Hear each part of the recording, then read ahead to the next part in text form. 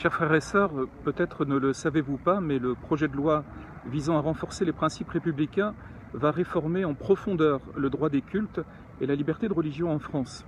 Nous sommes début février et les parlementaires ont commencé à travailler sur ces sujets à l'Assemblée et au Sénat, à l'Assemblée nationale et au Sénat.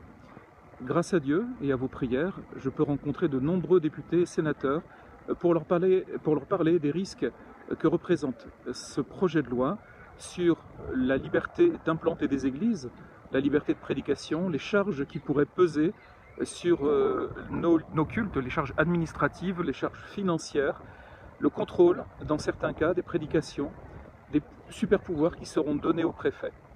Donc je crois que l'heure est suffisamment grave pour ne pas parler de persécution, mais pour parler de réduction des libertés fondamentales de religion, d'expression et d'évangélisation.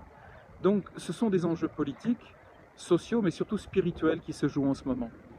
Donc je vous remercie de prier pour cette situation afin que les parlementaires votent une loi d'équilibre, une loi qui devra lutter contre cet islam radical qui essaie de s'infiltrer dans le pays, mais une loi qui préservera les religions intégrées et les lieux de culte comme les nôtres, les églises évangéliques qui annoncent la bonne nouvelle de Jésus-Christ, qui apportent de l'espoir et qui travaillent à atténuer la précarité, l'exclusion sociale en créant des liens de solidarité et de lutte contre l'exclusion. Donc je compte sur vous, le Seigneur compte sur nous, merci pour vos prières.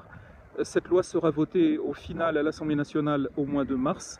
Elle est actuellement discutée à l'Assemblée nationale et elle le sera dans quelques semaines au Sénat. Merci pour vos prières et que Dieu bénisse notre pays.